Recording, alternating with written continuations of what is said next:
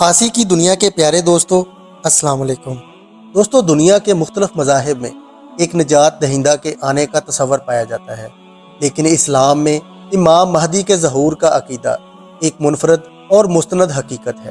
جب دنیا ظلم و ستم، ناانصافی اور فتنوں کی لپیٹ میں ہوگی، اب اللہ تعالیٰ ایک ایسی ہستی کو بھیجیں گے جو عدل و انصاف کا نظام قائم کرے گی اور باطل قوتوں کا خاتمہ کرے گی۔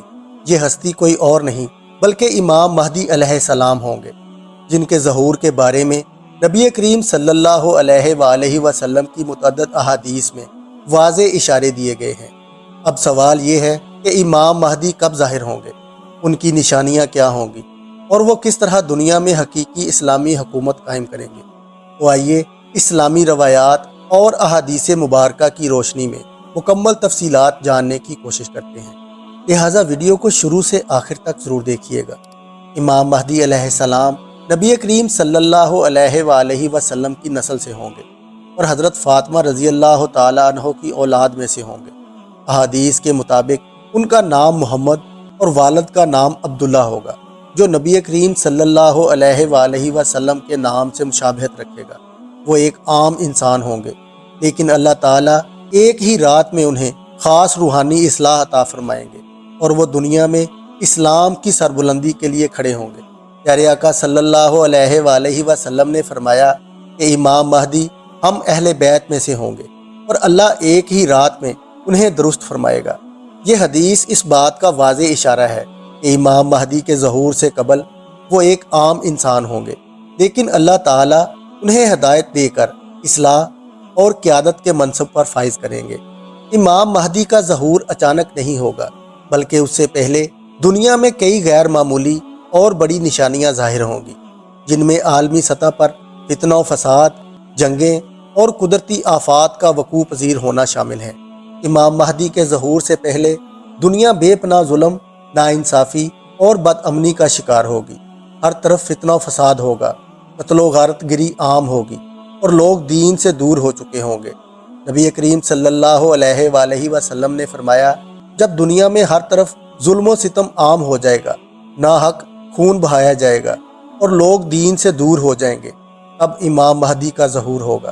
بعض روایات کے مطابق امام مہدی کے ظہور سے قبل ایک عظیم جنگ ہوگی، جسے ملحمۃ الکبریٰ کہا جاتا ہے۔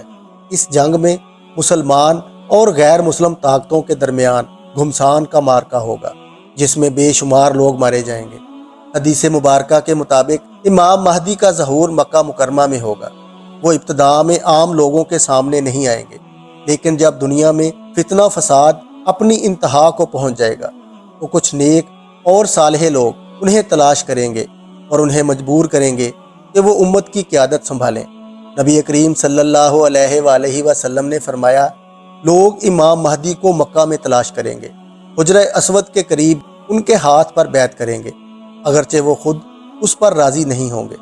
امام مہدی علیہ السلام کے ظہور سے کچھ عرصے بعد حضرت عیسیٰ علیہ السلام اللہ کے حکم سے دنیا میں نزول فرمائیں گے۔ وہ امام مہدی علیہ السلام کی امامت میں نماز ادا کریں گے۔ یہ ایک بہت بڑی نشانی ہوگی کہ دنیا میں حقیقی اسلامی حکومت قائم ہونے والی ہے۔ امام مہدی علیہ السلام کے دور میں دجال کا فتنہ ظاہر ہوگا، جو تاریخ انسانی کا سب سے بڑا فتنہ ہوگا۔ امام مہدی اور ان کی فوج دجال سے مقابلہ کریں گے، یہاں تک کہ حضرت عیسیٰ علیہ السلام دجال کو قتل کریں گے۔ امام مہدی علیہ السلام عدل و انصاف کا نظام بحال کریں گے اور دنیا میں مساوات اور انصاف کا ایسا ماحول قائم کریں گے جو پہلے کبھی نہیں دیکھا گیا ہوگا۔ ان کی قیادت میں ایک حقیقی اسلامی خلافت قائم ہوگی، جہاں شریعت کے مطابق فیصلے کیے جائیں گے اور تمام لوگوں کے حقوق محفوظ ہوں گے۔ حدیث مبارکہ کے مطابق امام مہدی کے دور میں زمین اپنے خزانوں کو باہر نکال دے گی، دولت کی فراوانی ہوگی اور لوگ خوشحال ہو جائیں گے، ہر طرف امن و امان ہوگا۔ امام مہدی اور ان کی فوج ان طاقتوں کو نیست و نابود کر دیں گے جو اسلام کے خلاف برسر پیکار ہوں گے۔ حدیث مبارکہ کے مطابق امام مہدی 7 یا 9 سال تک حکومت کریں گے۔ ان کے دور میں زمین پر حقیقی عدل و انصاف ہوگا اور اسلام کو ایک بار پھر عروج حاصل ہوگا۔ ان کے بعد حضرت عیسیٰ علیہ السلام کی قیادت میں اسلامی ریاست مزید مضبوط ہوگی۔ پیارے دوستو، امام مہدی کا ظہور قرب قیامت کی بڑی نشانیوں میں سے ایک ہے، اور اس کا ہونا ایک یقینی حقیقت ہے۔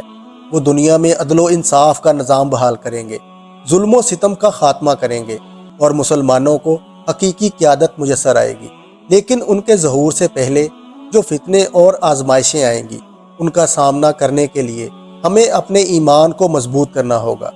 ہمیں چاہیے کہ ہم ان نشانیوں کو سمجھیں، دین پر عمل کریں اور اپنی زندگی کو اسلامی تعلیمات کے مطابق ڈھالنے کی کوشش کریں، تاکہ جب وہ ظاہر ہوں تو ہم ان کے ساتھ کھڑے ہونے کے قابل ہوں۔